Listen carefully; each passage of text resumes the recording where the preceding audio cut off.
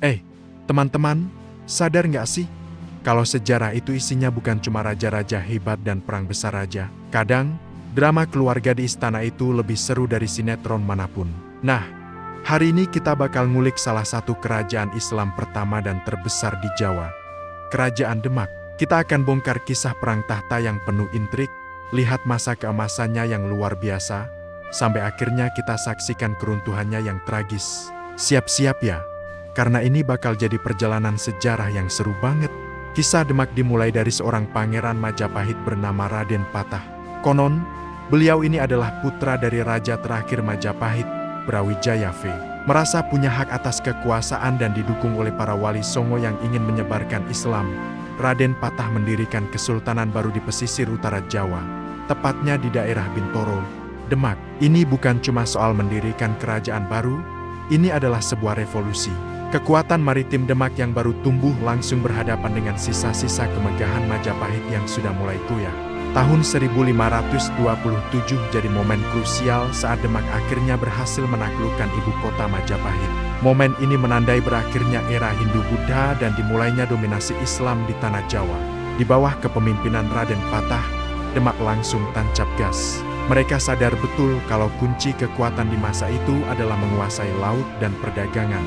Pelabuhan-pelabuhan di pesisir utara Jawa seperti Jepara, Tuban, dan Gresik disatukan di bawah Panji Demak. Mereka bahkan berani menantang kekuatan Eropa yang baru datang, yaitu Portugis di Malaka. Raden Patah mengirimkan armada besar untuk menyerang Portugis. Meskipun usahanya belum berhasil, ini menunjukkan betapa besar nyali dan ambisi Demak untuk menjadi penguasa di Nusantara. Fondasi yang dibangun Raden Patah ini benar-benar kokoh, menyiapkan panggung untuk era keemasan yang akan datang. Setelah Raden Patah wafat, tahta seharusnya jatuh ke tangan Pangeran Sabranglor. Tapi, disinilah drama keluarga dimulai.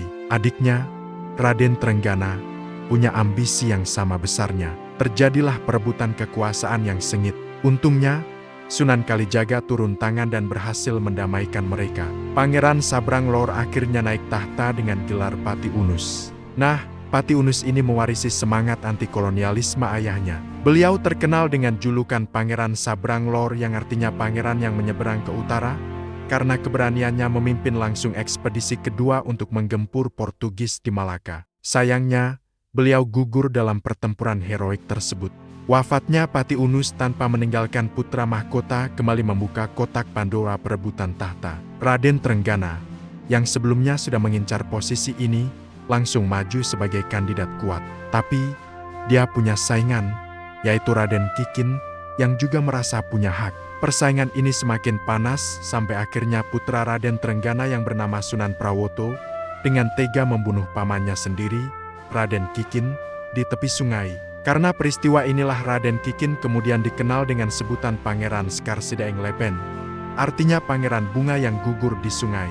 Dengan disingkirkannya saingan utama, jalan Raden Trenggana menuju singgasana pun mulus. Ia naik tahta dan di bawah kepemimpinannya lah, Demak akan mencapai puncak kejayaannya. Tapi, kemenangan yang diraih lewat pertumpahan darah ini, nantinya akan menuntut balas di masa depan. Di tangan Sultan Trenggana, Demak berubah menjadi sebuah imperium maritim yang disegani. Wilayah kekuasaannya membentang luas, dari Jawa Barat sampai Jawa Timur.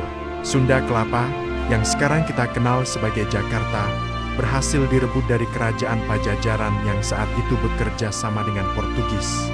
Penaklukan ini dipimpin oleh seorang panglima perang legendaris, Fatahillah. Untuk merayakan kemenangan besar itu, nama Sunda Kelapa diubah menjadi Jayakarta, yang artinya kemenangan yang gemilang. Fatahillah sendiri kemudian menjadi penguasa di sana. Selain ke arah barat, ekspansi juga digencarkan ke timur. Madiun, Surabaya, dan Pasuruan berhasil ditaklukkan. Bahkan Belambangan di ujung timur Jawa, yang merupakan benteng terakhir kerajaan Hindu, terus-menerus digempur. Di masa inilah, Demak benar-benar menjadi pusat kekuatan politik, militer, dan juga pusat penyebaran agama Islam di seluruh Jawa. Masjid Agung Demak yang megah menjadi simbol peradaban dan pusat intelektual, tempat para wali dan ulama berkumpul.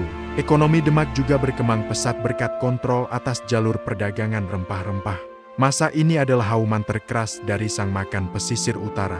Namun, seperti kata pepatah, apa yang ditabur, itu juga yang akan dituai.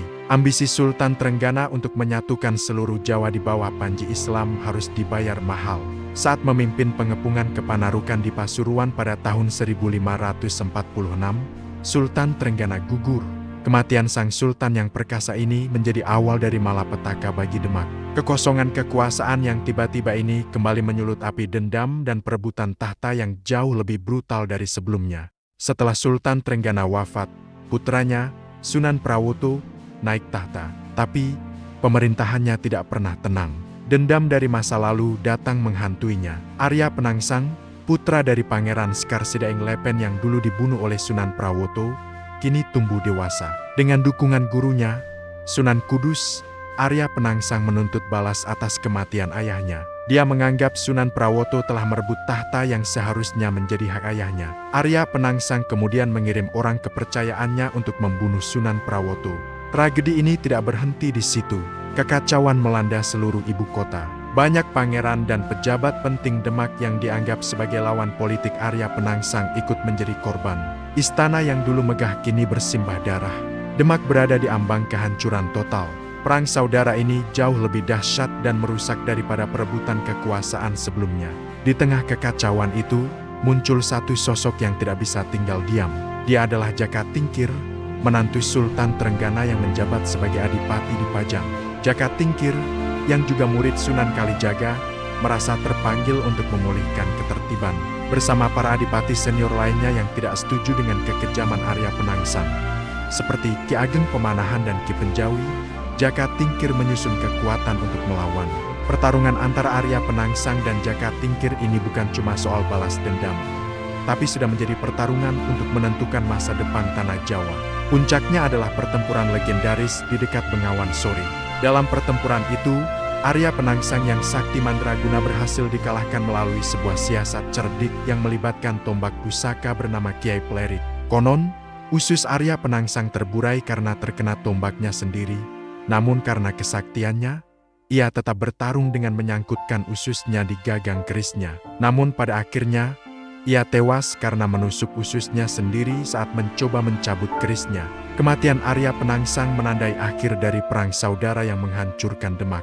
Setelah Arya Penangsang tewas, Jaka Tingkir menjadi penguasa tunggal yang tak tertandingi. Namun, alih-alih memimpin dari Demak yang sudah hancur dan penuh dengan kenangan pahit, beliau memutuskan untuk memindahkan pusat kekuasaan ke wilayahnya sendiri, yaitu ke Pajang.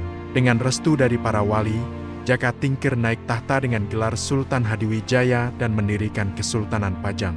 Pemindahan ibu kota ini secara resmi mengakhiri riwayat Kerajaan Demak. Kerajaan Islam pertama di Jawa yang pernah begitu perkasa, yang menaklukkan Majapahit dan menantang Eropa, akhirnya runtuh bukan karena serangan dari luar, tapi hancur dari dalam oleh ambisi dan dendam keluarganya sendiri.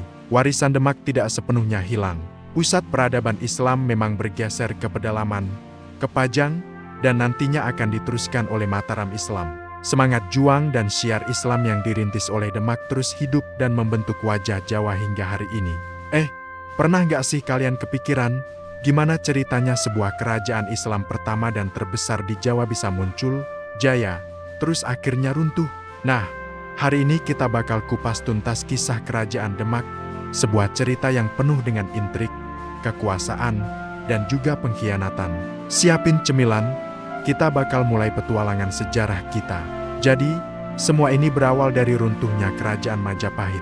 Di tengah kekacauan itu, muncullah seorang tokoh kuat bernama Raden Patah.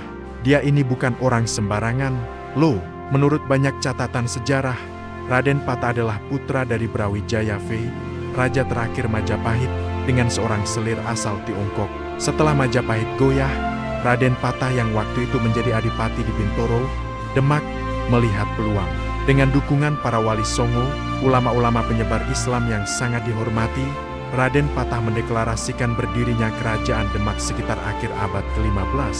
Ini momen besar, guys. Inilah titik awal berdirinya Kerajaan Islam pertama di Tanah Jawa. Di bawah kepemimpinan Raden Patah, Demak langsung tancap gas. Fokus utamanya adalah menyebarkan ajaran Islam dan memperluas wilayah kekuasaan. Raden Patah sadar betul, sisa-sisa kekuatan Majapahit dan pengaruh Portugis di Malaka adalah ancaman. Makanya, dia mengirim pasukan yang dipimpin oleh putranya sendiri, Pati Unus, untuk menyerang Portugis di Malaka pada tahun ke-1513. Meskipun serangan ini belum berhasil sepenuhnya, keberanian Demak ini bikin nama mereka langsung disegani di seluruh Nusantara. Demak menunjukkan bahwa mereka adalah kekuatan baru yang patut diperhitungkan. Setelah Raden Patah wafat, tahta jatuh ke tangan Pati Unus. Gelarnya keren banget, Pangeran Sabrang Lor, yang artinya pangeran yang menyeberang ke utara, merujuk pada ekspedisinya yang berani ke Malaka. Sayangnya, masa pemerintahan Pati Unus sangat singkat. Beliau gugur dalam pertempuran kedua melawan Portugis di Malaka sekitar tahun ke-1521. Kepergiannya yang mendadak ini meninggalkan kekosongan kekuasaan dan memicu babak baru yang penuh drama, perang tahta. Nah, disinilah ceritanya makin seru. Ada dua kandidat kuat pengganti Pati Unus. Pertama, Raden Kikin, adik dari Pati Unus. Kedua, Raden Trenggana, adik lainnya lagi. Suasananya tegang banget. Raden Kikin sebenarnya punya hak lebih besar, tapi ada pihak-pihak yang lebih mendukung Raden Trenggana. Di tengah persaingan ini, terjadilah sebuah tragedi. Raden Kikin dibunuh oleh suruhan Raden Prawoto, putra sulung Raden Trenggana, saat sedang menyeberangi sungai. Karena peristiwa ini, Raden Kikin kemudian dikenal dengan sebutan Pangeran Skarsidaeng Lepen, artinya pangeran bunga yang gugur di sungai. Dengan tersingkirnya Raden Kikin, jalan bagi Raden Trenggana untuk menjadi raja pun mulus. Di bawah pimpinan Sultan Trenggana, yang naik tahta pada tahun 1521, kerajaan Demak mencapai puncak kejayaannya. Ini adalah era emas, a golden age-nya Demak. Sultan Trenggana adalah seorang pemimpin yang visioner dan ahli strategi militer. Wilayah kekuasaan Demak meluas besar. Ke arah barat, Demak berhasil menaklukkan Sunda Kelapa pada tahun 1527 di bawah pimpinan Fatahillah, panglima perang andalan Demak. Kemenangan ini penting banget, karena berhasil memutus hubungan dagang antara kerajaan Pajajaran dengan Portugis. Nama Sunda Kelapa pun diubah menjadi Jayakarta, yang artinya kemenangan yang gemilang. Tidak berhenti di situ, ekspansi terus berlanjut ke arah timur. Tuban, Madiun, Surabaya, Pasuruan, hingga Belambangan, semua berhasil ditaklukkan dan berada di bawah pengaruh Demak. Kekuatan militer Demak saat itu benar-benar tak tertandingi di Jawa. Selain kekuatan militer, Demak juga jadi pusat perdagangan dan penyebaran Islam yang sangat penting. Pelabuhan Demak menjadi salah satu pelabuhan tersibuk di Nusantara, tempat para pedagang dari berbagai penjuru dunia bertemu. Dan jangan lupakan peran para wali songo. Masjid Agung Demak, yang legendaris itu, dibangun di masa ini dan menjadi pusat kegiatan keagamaan dan intelektual. Salah satu tiang utamanya, yang disebut Saka Tatal, konon dibuat oleh Sunan Kalijaga dari serpihan-serpihan kayu, melambangkan persatuan. Di masa inilah, Islam benar-benar mengakar kuat di tengah masyarakat Jawa. Tapi, seperti kata pepatah, roda kehidupan selalu berputar. Kejayaan seringkali diikuti dengan keruntuhan. Petaka bagi Demak datang pada tahun ke-1546. Saat itu, Sultan Trenggana memimpin langsung serangan besar ke Pasuruan, Panarukan, benteng terakhir sisa-sisa kekuatan Majapahit di Jawa Timur. Di tengah pengepungan inilah, Sultan Trenggana gugur. Ada yang bilang beliau terbunuh oleh seorang prajurit musuh. Ada juga versi yang menyebut beliau dibunuh oleh seorang budak saat sedang lengah. Kematian Sultan Trenggana yang tiba-tiba ini menjadi awal dari akhir kejayaan Demak. Sepeninggal Sultan Trenggana, kekacauan kembali melanda istana. Perang Saudara Jilid II meletus, dan kali ini jauh lebih parah. Sunan Prawoto, putra Sultan Trenggana yang dulu terlibat dalam pembunuhan Raden Kikin, naik tahta. Tapi, dia harus berhadapan dengan Arya Penangsang, putra dari Raden Kikin. Arya Penangsang, yang saat itu menjadi Adipati Jipang, merasa dialah yang paling berhak atas tahta Demak dan ingin membalaskan dendam kematian ayahnya. Arya Penangsang adalah sosok yang sangat sakti dan temperamental. Dengan keris pusakanya yang terkenal, keris Kiai Setan Kober, dia melancarkan aksi balas dendam. Sunan Prawoto dan keluarganya dibunuh oleh orang-orang suruhan Arya Penangsang. Kekuasaan Demak pun jatuh ke tangannya, dan pusat pemerintahan dipindahkan dari Demak ke Jipang. Namun, tindakan Arya Penangsang ini menimbulkan ketidakpuasan di kalangan para adipati lain, terutama para menantu Sultan Trenggana. Salah satu tokoh kunci yang menentang Arya Penangsang adalah Hadiwijaya, yang juga dikenal sebagai Jaka Tingkir. Hadiwijaya adalah Adipati Pajang dan menantu kesayangan Sultan Trenggana. Dengan dukungan para sesepuh dan adipati lainnya, termasuk Ki Ageng Pemanahan dan putranya, Sutawijaya, Hadiwijaya memutuskan untuk melawan Arya Penangsang. Pertempuran besar pun tak terhindarkan. Puncaknya adalah pertempuran di dekat Bengawan Solo. Dalam sebuah duel yang legendaris, Sutawijaya, yang masih sangat muda, berhasil mengalahkan Arya Penangsang dengan sebuah taktik cerdik. Tombak Kiai Plerit milik Sutawijaya berhasil merobek perut Arya Penangsang. Namun, karena kesaktiannya, Arya Penangsang tidak langsung tewas. Dia melilitkan ususnya yang terburai ke gagang kerisnya dan terus bertarung. Tapi naas, saat akan mencabut kerisnya, dia malah tanpa sengaja memotong ususnya sendiri dan akhirnya tewas. Kematian Arya Penangsang ini menandai berakhirnya konflik berdarah di tubuh Demak. Setelah Arya Penangsang kalah, Hadiwijaya dianggap sebagai penyelamat dan pewaris sah dari Demak. Namun, dia tidak mau bertahta di Demak yang sudah hancur karena perang saudara. Hadiwijaya kemudian memindahkan pusat kekuasaan ke Pajang, wilayah kekuasaannya sendiri. Dia mendirikan kerajaan baru, yaitu Kerajaan Pajang, dan mengambil gelar Sultan Hadiwijaya. Dengan dipindahkannya pusat kekuasaan ini, secara resmi berakhirlah riwayat Kerajaan Demak sebagai sebuah kekuatan politik besar di Jawa. Jadi, apa yang bisa kita pelajari dari kisah Kerajaan Demak? Kisah mereka adalah cerminan klasik tentang bagaimana sebuah kekuasaan bisa dibangun dengan visi dan keberanian, mencapai puncak kejayaan melalui kepemimpinan yang kuat, tapi kemudian hancur dari dalam oleh ambisi pribadi dan perebutan tahta.